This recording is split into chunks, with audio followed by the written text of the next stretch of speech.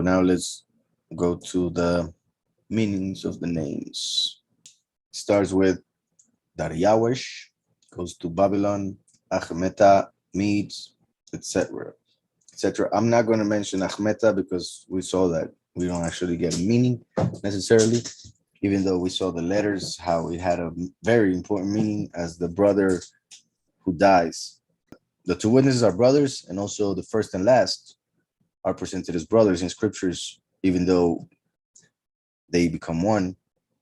So we have that the sovereign in the middle of confusion, we could say, and I will mention it just because of that, the sovereign in the middle of confusion will be the brother who will die as the ox.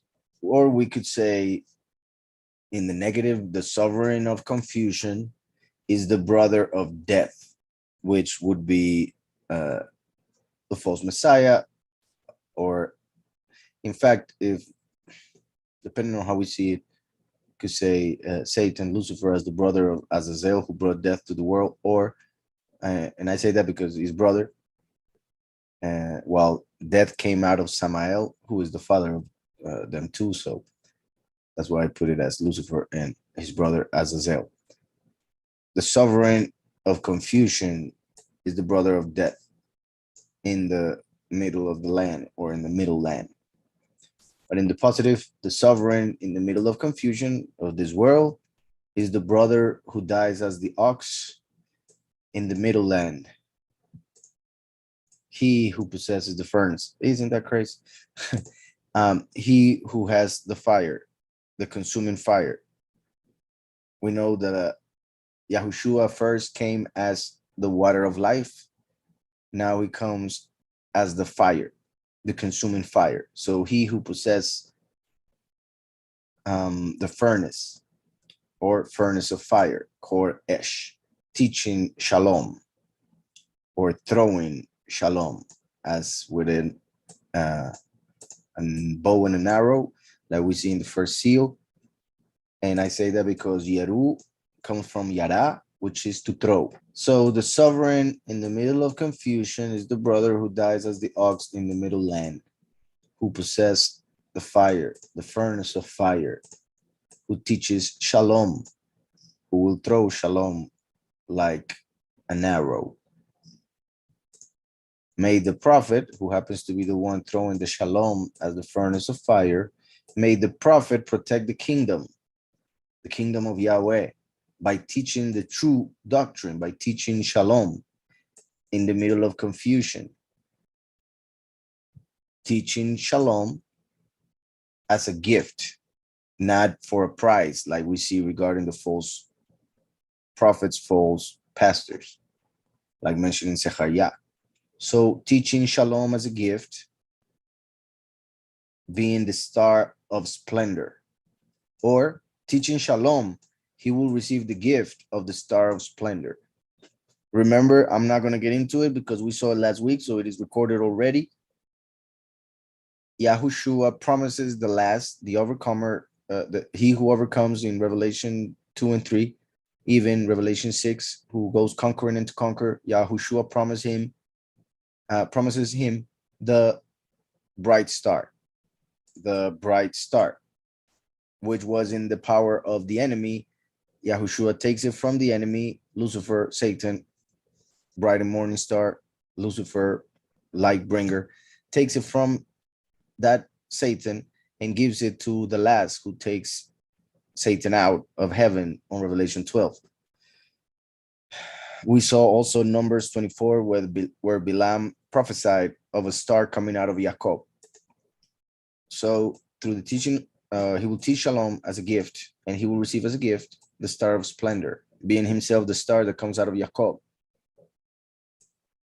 to cause division, to divide the deceivers. Cause division, that sounds bad, but as we know, Yahushua did it as well. And I say it sounds bad because Yahweh doesn't like division, but when there is evil, the good needs to be separated from that evil, and that means division, and it brings pain, depending on, the division being made, the person and everything else.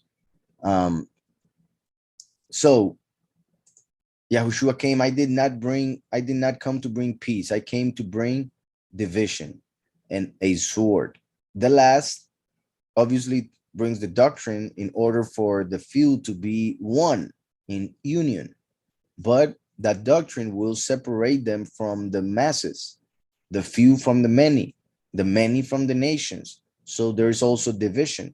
And if we take in account that we could interpret it as, I will divide the deceivers, remember that division brings destruction. So once the deceivers are divided amongst themselves, then their destruction is guaranteed. So may the prophet protect the kingdom by teaching shalom in the middle of confusion, teaching peace as a gift.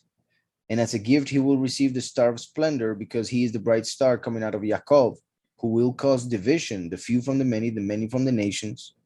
And I will divide the deceivers so that they can be destroyed like a house that is divided.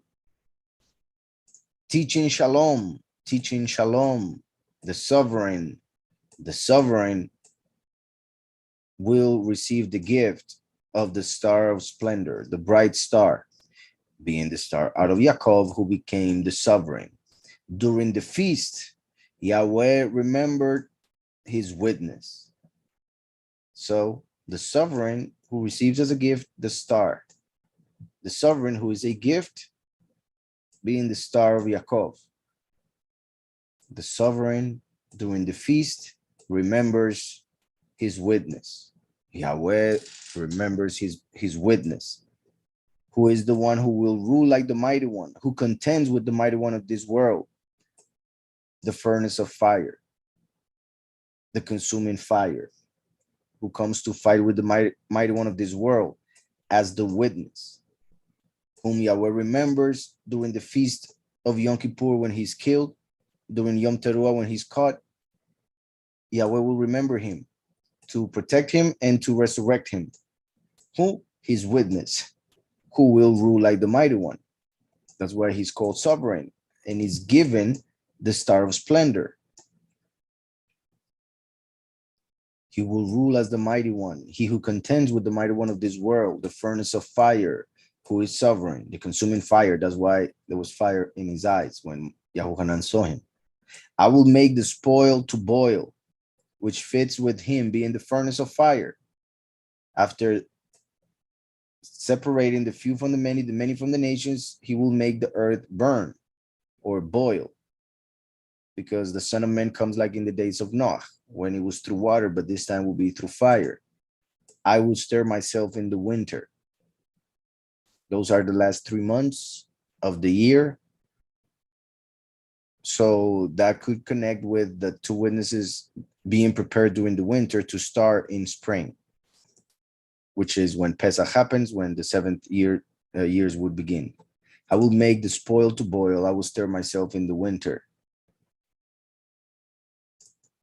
to be pure and splendid. Or I will stir myself in the winter for the pure and splendid, which represent the few, the chosen few. To show the esteem of the sovereign, the honor of the sovereign. The last is the honor, the esteem, while Mashiach is the favor and the truth. The last is the honor, according to, well, many parts of scriptures, but one very clear is Exodus 33, where Yahweh separates first and last as the favor and the truth being the first, and the honor, esteem to his name being the last. The esteem of the sovereign who will rule like the mighty one.